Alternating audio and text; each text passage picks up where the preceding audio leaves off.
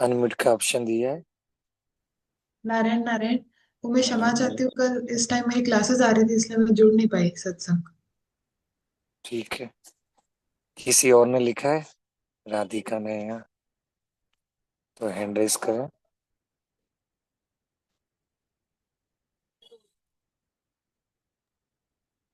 कल मेरा चरित्र हुआ था इसलिए शायद किसी ने नहीं लिखा होगा। ठीक है जी नारायण सर। नारायण। जी सर, आज छठा श्लोक है।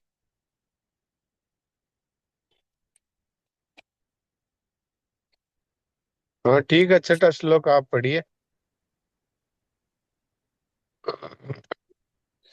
नारायण नारायण। संन्यासस्तु महाबाहो दुःखमाप्तुमयोगतः योगयुक्तो मुनिर्ब्रह्म न चिरेणाधिगच्छति। संन्यासस्तु महाबाहो दुःखमाप्तुमयोगतः योगयुक्तो मुनिर्ब्रह्म न चिरेणाधिगच्छति। परंतु हे महाबाहो, कर्म योग के बिना सांख्य योग सिद्ध होना कठिन है। मननशील कर्मयोगी शीघ्र ही ब्रह्म को प्राप्त हो जाता है। कर्म योग में साधक सभी कर्म निष्काम भाव से केवल दूसरों के हित के लिए ही करता है, इसलिए उसका राग सुगमता पूर्वक मिट जाता है। कर्म योग के द्वारा अपना राग मिटाकर सांख्य योग का साधन करने से शीघ्र सिद्धि होती है। भगवान ने भी इसी कारण कर्म योगी के सर्वभूत हिते रता भाव को ज्ञान योग के अंतर्गत लिया है, अर्थात इस भाव को ज्ञान योगी के लिए भी आवश्यक बताया है। गीता अध्याय 5:25 और 12 के अनुसार यदि ज्ञान योगी में यह भाव नहीं होगा तो उसमें ज्ञान का अभिमान अधिक होगा। नारायण नारायण नारायण। जो पाठ कराना चाहे हैंड रेस कर दे। पिस्ता देवी जी, आपको अनम्यूट का ऑप्शन दिया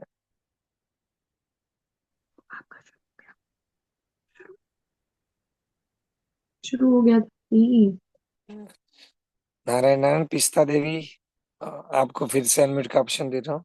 हाँ, नारायण नारायण जी, नारायण नारायण। जी। नारायण नारायण। नारायण नारायण बोलिए। नारायण नारायण। हाँ जी। पा- 5वें अध्याय का छठा श्लोक। संन्यासुम पांचवें अध्याय का छठा श्लोक।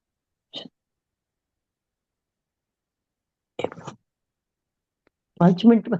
पांचवें अध्याय का छठा श्लोक।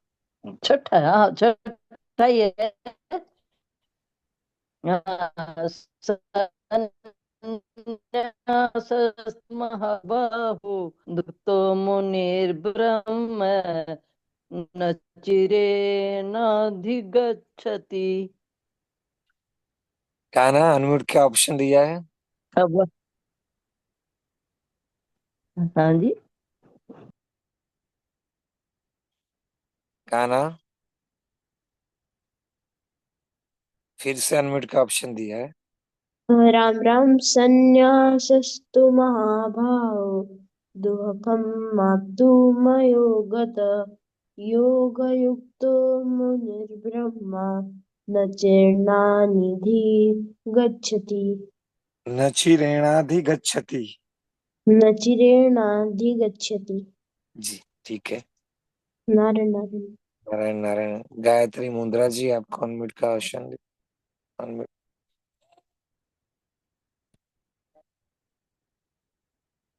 सुनील दास जी। राम राम महाराज जी। जी। संन्यास्तु महाबाहो दुःखमाप्तुं योगतः योगयुक्तो मुनिर्ब्रह्म न चिरेणाधिगच्छति। दुःखमाप्तुम योगतः। दुःखमाप्तुं योगतः। माप, दुःखमाप्तु म योगतः, म है बीच में, आप देखिए। जी महाराज जी। फिर दुःखमाप्तुं योगतः। माप्तु म योगतः। दुःखमाप्तुं माप्तु योगत। योगत। जी महाराज जी, दुख माप्तुम योगत। माप्तु योगत, ठीक है। सविता अरोरा जी। प्रणाम महाराज जी। प्रणाम। नारायण नारायण। नारायण। संन्यासस्तु महाबाहो दुःखमाप्तुमयोगतः योगयुक्तो मुनिर्ब्रह्म न चिरेणाधिगच्छति। नारायण नारायण। प्रीति जी। नारायण नारायण, प्रणाम कर रही हूँ। नारायण नारायण। संन्यासस्तु महाबाहो दुःखमाप्तुमयो गतः योगमुक्तो मुनिर्ब्रह्मा न चिरेणाधिगच्छति। ठीक है। गायत्री मुद्रा जी। हाँ जी, नारायण नारायण। संन्यासस्तु महाभावो दुःखमाप्तुमयो गतः योगयुक्तो मुनिर्ब्रह्म न चिने न चिरेणाधिगच्छति। बहुत ही नारायण सुंदर। नारायण। दमयंती जी।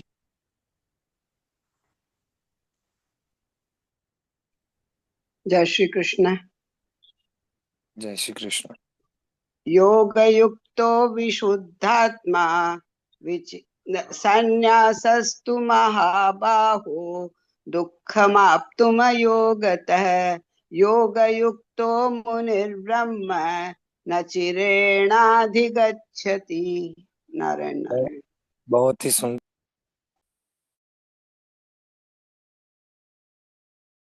जीसा आज कहीं रास्ते में है, तो अपने आज फिर पाथे पढ़ना है। वो बीच में जुड़ जाएंगे जैसे ही घर पहुंचते हैं।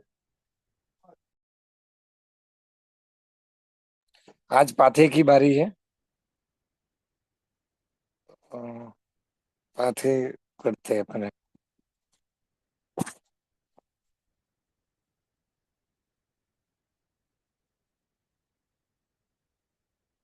राम राम जीसा, आप सुन रहे हैं?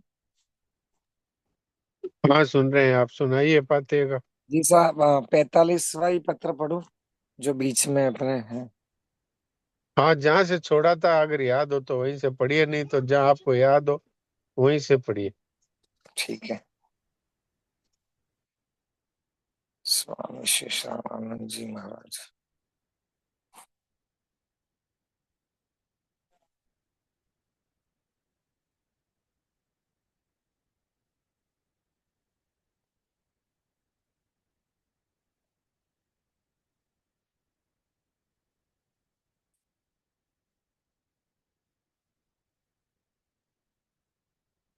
प्रीति। नारायण नारायण। पत्र संख्या 45।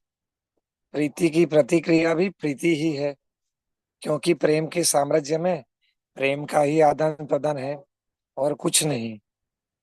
प्रेम स्वभाव से ही नित नव है, उसमें कभी क्षति नहीं आती।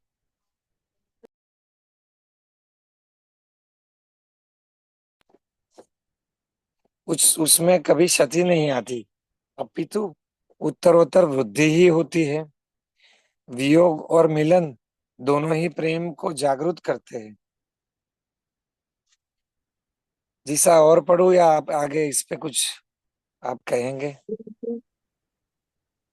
इसमें तो मूल बात तो जो आपने पढ़ी है वही है कि प्रीति है, उसके बदले में भी प्रीति ही मिलती है। ये मूल बात है इसमें।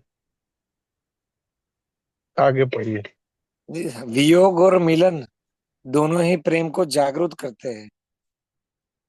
प्रेम श्रम रहित साधन है, क्योंकि कर्तृत्व का अभिमान प्रेम का उदय नहीं होने देता। प्रत्येक परिस्थिति में प्रेमास्पद की अनिर्वचनीय अनुपम अहेतु की कृपा सदैव तुम्हारे साथ है, कारण कि तुम उनकी नित्य प्रीति हो। प्रत्येक कार्य में नित नव उत्साह तथा उत्कंठा बढ़ती रहे, क्योंकि यही तो उनकी वास्तविक पूजा है। तुम उन्हें भले ही पहचान न सको, पर वे सदैव तुम्हारी ओर देखते रहते हैं। अतः तुम भी सदैव उनकी ओर ही देखती रहो। भिन्न भिन्न वेशों में पहचानने का स्वभाव बना लो। प्रत्येक वस्तु उन्हीं की है, इतना ही नहीं, प्रत्येक वस्तु में वे ही विद्यमान है, कारण कि वह सब कुछ उन्हीं की अभिव्यक्ति है। ओम आनंद आनंद आनंद।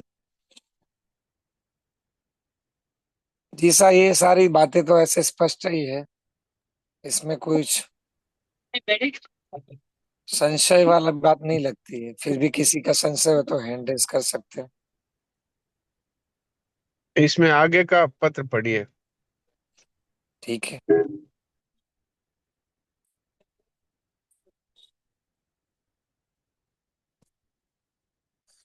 पत्र संख्या 46, बलिया, 7 जनवरी 1956। प्रीति स्वरूपा दिव्य ज्योति दुलारी बेटी, सर्वदा शांत तथा प्रसन्न रहो। मूक सत्संग प्रत्येक प्रवृत्ति के अंत में स्वतः होना चाहिए। अच्छा तथा अप्रयत्न ही मूक सत्संग की भूमि है। शरीर तथा मन पर लेस मात्र भी जोर मत डालो।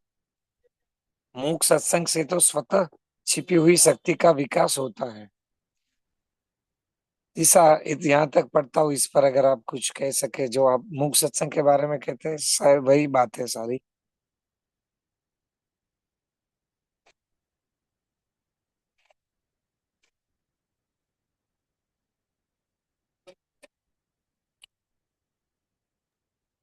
आप बोलते जाओ और उसमें कोई बात नहीं समझ में आए तो उस पे मुझसे प्रश्न कर लीजिए, नहीं तो जैसा बोलते ये जाइए। मूक सत्संग प्रत्येक प्रवृत्ति के अंत में स्वतः होना चाहिए, इस पर कुछ प्रकाश डालिए। तो स्वतः मूक सत्संग होना चाहिए, इसका तात्पर्य यह है कि अगर हम फल की इच्छा नहीं रखेंगे और किसी प्रकार की क्रिया में आसक्ति नहीं होगी तो फिर स्वतः ही विश्राम मिलेगा। जैसे कोई व्यापारी है और रुपया के लिए व्यापार कर रहा है, तो उसको जब दुकान बंद करेगा तो रुपया गिनना शुरू कर देगा, क्योंकि वो रुपयों के लिए ही है, तो उसको विश्राम नहीं मिलेगा।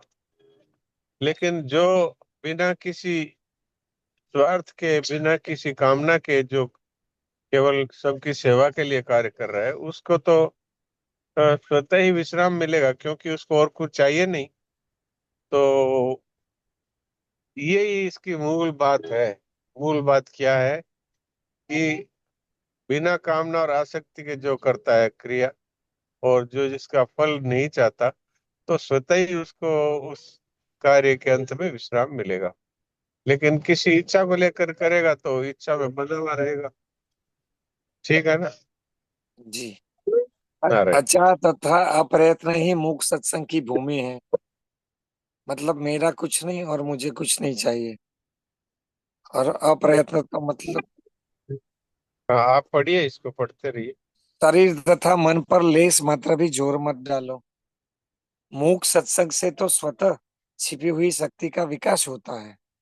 बल का सदुपयोग होने पर जो स्वाभाविक विश्राम है, वह भी मूक सत्संग है।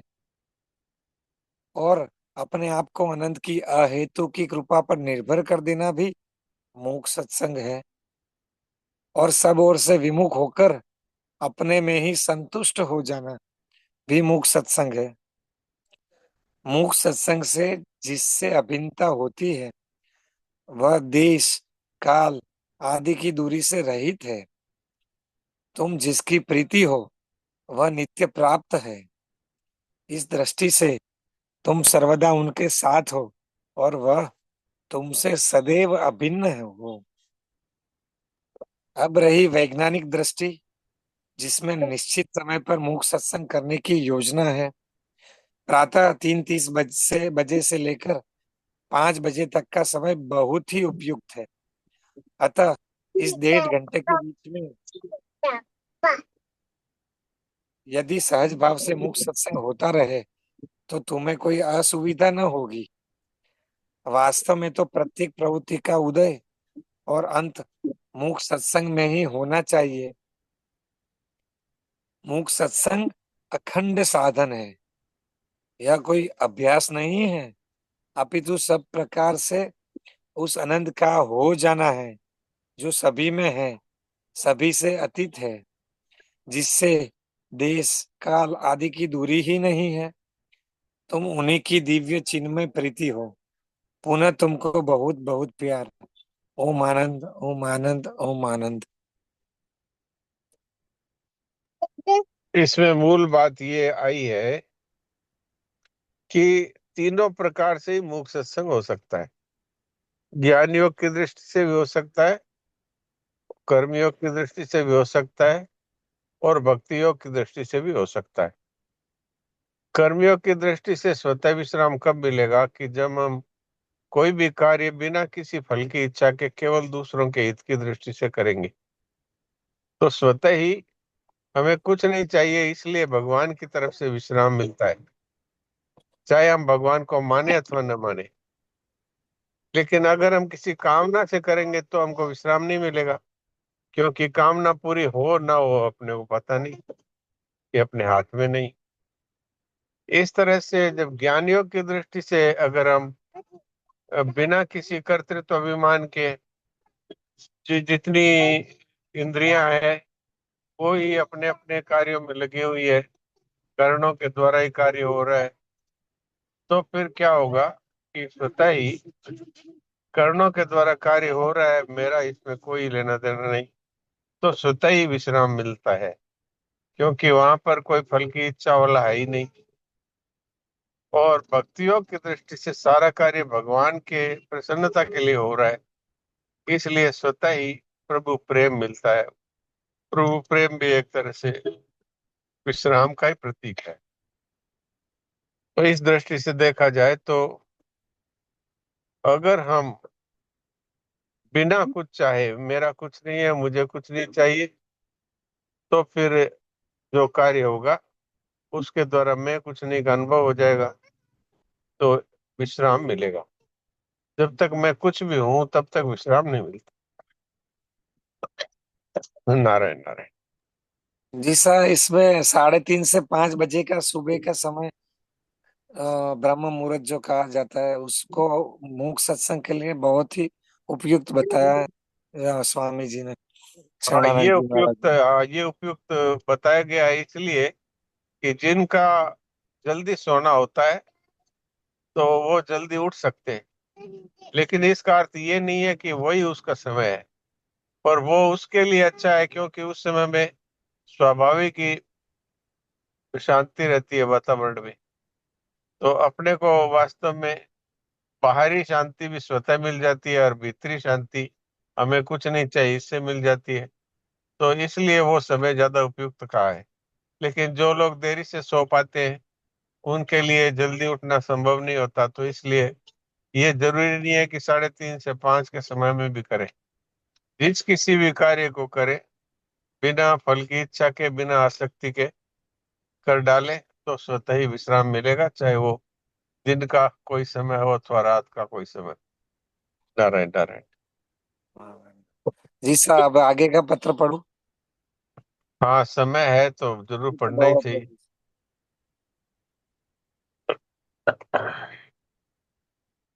पत्र संख्या 47, मोतिहारी, 21/1/1956। देहातीत दिव्य ज्योति दुलारी बेटी, सर्वदा शांत तथा प्रसन्न रहो। जो देश तथा समाज एवं व्यक्ति विधान की पराधीनता को स्वीकार नहीं करता, वह अनेक बाह्य पराधीनताओं को तथा मोह में आबद्ध हो जाता है।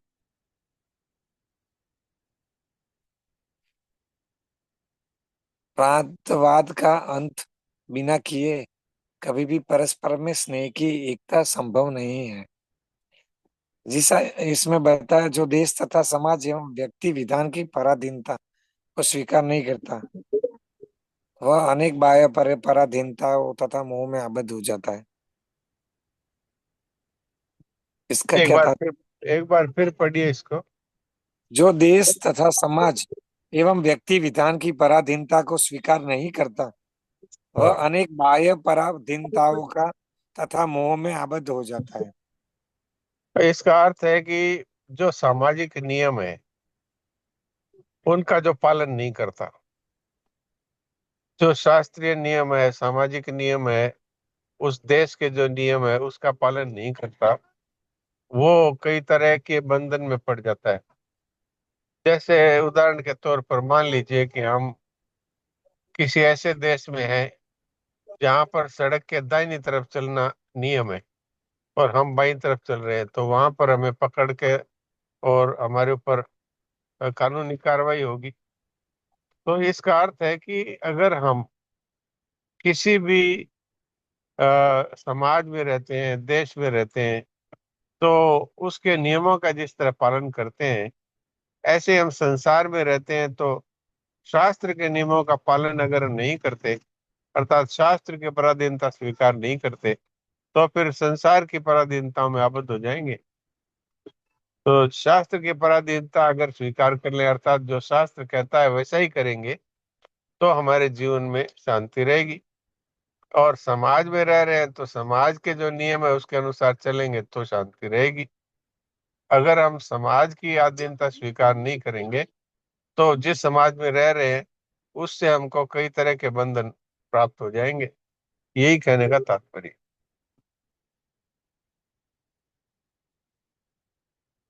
जी।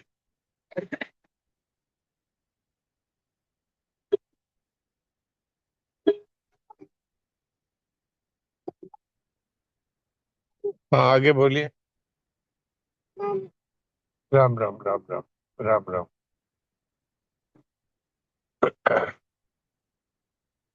लगता है उनका नेटवर्क काम नहीं कर रहा। नारायण नारायण जी सर। हाँ, क्या हुआ? आपका नेटवर्क कुछ डिस्टर्ब हो गया क्या? जी नहीं, मैं माइक खोलना भूल गया। ओ, इसलिए मैं सोच रहा कि मैं।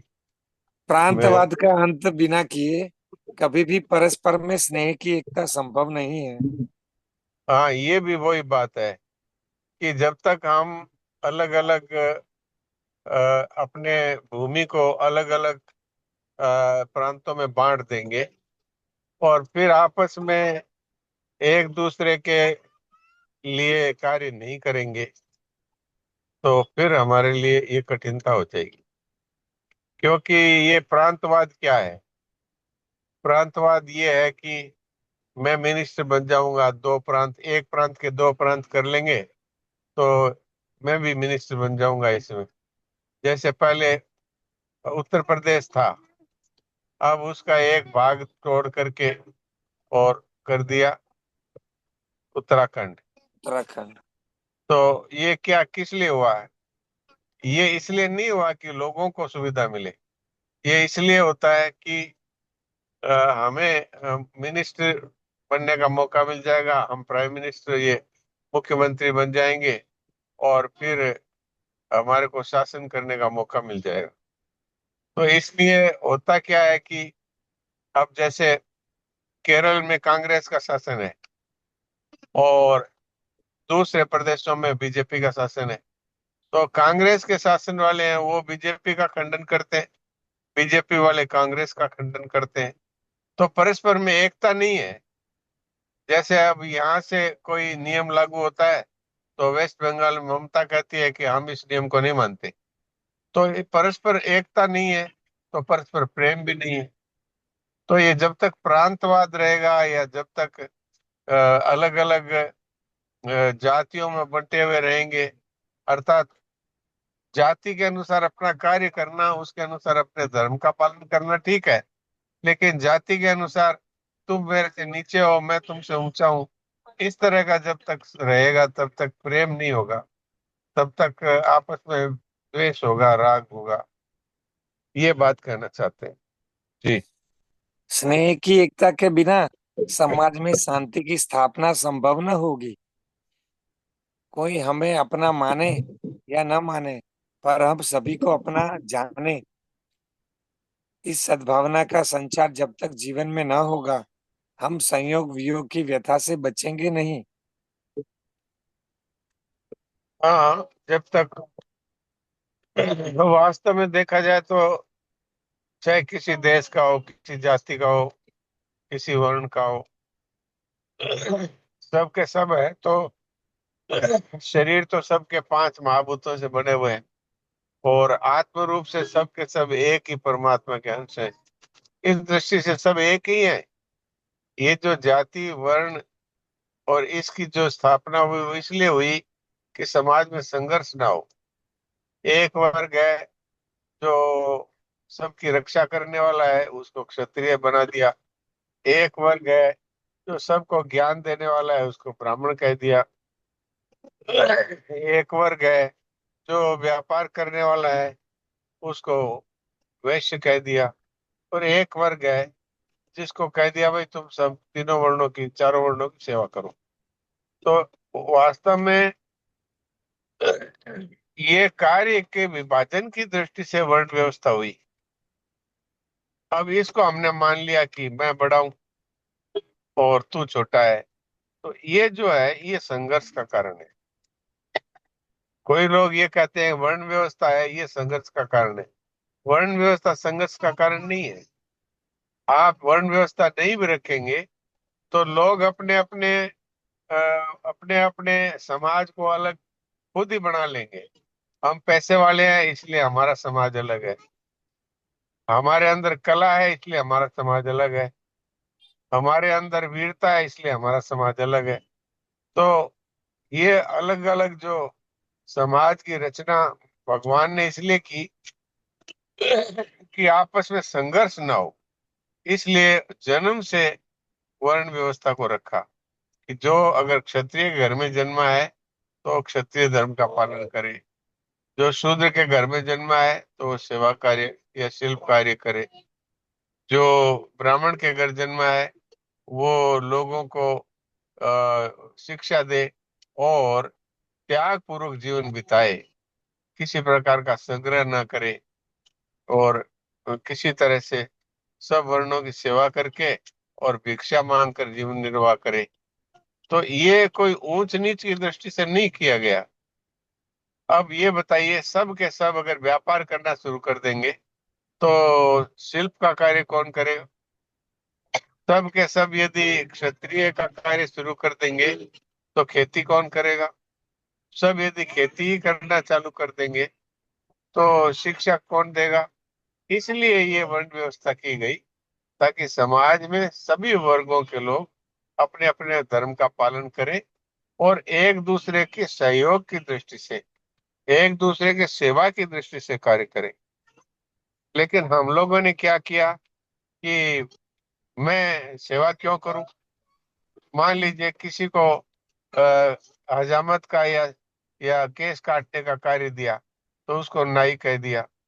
किसी को यदि लोहे का कार्य करने का कार्य दिया उसको लोहार कह दिया। इस तरह से अलग अलग उनकी जातियों का वर्ण के अनुसार से निर्माण हुआ। लेकिन मनुष्यों ने अपने ढंग से ही, नहीं नहीं मैं ये कार्य करता हूँ, इस कार्य, ये मेरा कार्य बहुत ऊंचा है और तुम ये जो कार्य करते हो ये बहुत नीचा है, ये अपनी मूर्खता के कारण है। तो वास्तव में समाज में सबसे ऊंचा कौन है? जो सबकी सेवा करता है, जिसको हम शूद्र कहते हैं, वो वास्तव में सबसे अधिक पूजनीय है, वो सबसे अधिक आदरणीय होना चाहिए। कि देखो ये हमारे लिए सफाई का कार्य कर रहा है, ये हमारे घरों को स्वच्छ रखता है, ये हमारे गलियों को स्वच्छ रखता है, ये हमारे ऑफिस को स्वच्छ रखता है। तो उसका स्थान सबसे ऊंचा है आदर की दृष्टि से। लेकिन हम लोगों ने क्या किया, अच्छा ये सफाई का काम करता है ये बहुत नीचा है, और ये पढ़ाता है तो ये बहुत ऊंचा है। वास्तव में न तो कोई नीचा है न कोई ऊंचा है, वास्तव में सब के सब एक दूसरे के सहायता के लिए है। और ये वर्ग का विभाजन सभी जगह है। आप घर में भी देख लो, माँ बाप के अगर चार बच्चे हैं तो वो कहते हैं भाई एक बच्चा है, इसकी योग्यता है, ये रक्षा का कार्य करेगा। एक बच्चा है, इसकी योग्यता है कि ये व्यापार करेगा। एक बच्चा है, इसकी योग्यता है ये लिखाई पढ़ाई का काम करेगा। तो ये कोई आपस में विरोध के लिए नहीं है, ये कार्य का विभाजन इसलिए किया ताकि सुचारू रूप से घर चल सके। इसी तरह सुचारू रूप से समाज चल सके, इसी तरह सुचारू रूप से देश चल सके, इसी तरह सुचारू रूप से विश्व चल सके, इसके लिए भगवान ने खुद कहा चातुर्वर्ण मया सृष्टम। ये चारों वर्णों की रचना मैंने खुद ने की है। और कैसे की है? कि गुण कर्म विभागशः, जिस व्यक्ति के जैसे स्वभाव है, जैसा उसमें कार्य करने की क्षमता है, उसी हिसाब से मैंने उसको उसी वर्ण में पैदा किया है। तो इसमें किसी मनुष्य की बुद्धि नहीं है, ये भगवान है जो सर्वज्ञ है। वो हर एक प्राणी के बारे में जानते हैं, किस में क्या योग्यता है, उसको उसी हिसाब से उस वर्ण में पैदा किया है। तो इसलिए जो मूर्ख लोग हैं वो कहते हैं कि जन्म से कोई वर्ण थोड़ी होता है, वर्ण तो क्रिया से होता है। जो लोगों को पढ़ाता है वो ब्राह्मण है, और जो लोगों की सेवा करता है वो शूद्र है। ये जो ये जो बात है कि जन्म से चाहे कुछ भी है, वो जो कार्य करेगा उसके अनुसार से वर्ण व्यवस्था है, ये उन मूर्खों की मन की उपज है। इसीलिए आपस में झगड़े होते हैं। वो कहता है मैं जन्म से ब्राह्मण हूँ, और दूसरा कहता है कि तेरे में अक्ल तो है ही नहीं, इसलिए तू तो शूद्र है। तो ये तो लड़ाई झगड़ा होगा ना। इसलिए भगवान का जो विधान है उसको मानेंगे तो ये समाज सुचारू रूप से चलेगा। लेकिन सब में एकता कब रहेगी? कि जब सब अपने अपने कार्य में लगे हुए एक दूसरे के प्रति प्रेम का भाव रखेंगे, सद्भाव का भाव रखेंगे। वास्तविक बात तो ये है कि जो सेवा करता है, जो सबसे नीची सेवा करता है, वो सबसे ऊंचा होता है, वो सबसे अधिक आदरणीय होता है। आप देख लो, माँ है वो बच्चे का मलमूत्र भी साफ करती है, तो उसकी कितनी ऊंची उसकी पदवी है कि माँ ने कह दिया तो फिर उसको कोई टालने वाला नहीं है। रामायण में ये कहा है राम जी को, कि कौशल्या जी ने कहा कि अगर तुमको पिताजी ने कहा है कि वन में जाओ, तो मेरा दर्जा तुम्हारे पिताजी से भी ऊंचा है। पिता से 100 गुना ऊंचा दर्जा होता है माँ का। तो मैं उनसे ऊंचे दर्जे वाली हूँ, इसलिए तुमसे कहती हूँ तो वन में मत जाओ। तो माँ का कितना बड़ा पद है। वो क्यों है? कि माँ सबसे नीची सेवा माँ ही करती है, और इससे नीची और क्या सेवा होगी। तो इसलिए सिद्ध हो गया कि जो शूद्र वर्ण है वो वास्तव में सबसे अधिक आदरणीय है, क्योंकि वो चारों वर्णों की सेवा करता है। तो ये शरणानंद जी महाराज का कहने का तात्पर्य है कि समाज और देश उसके नियमों का जो पालन करता है, अर्थात भगवान के बनाए हुए नियमों का पालन जो करता है, वही वास्तव में सुखी रह सकता है, और वही समाज में एक अच्छा वातावरण पैदा कर सकता है। नहीं तो वो खुद भी बंधन में पड़ेगा और दूसरों को भी कष्ट देगा। तो अब समय होने वाला है, इसलिए सभी लोग थोड़ी देर के लिए शांत होकर के मूक सत्संग करें। नारायण नारायण।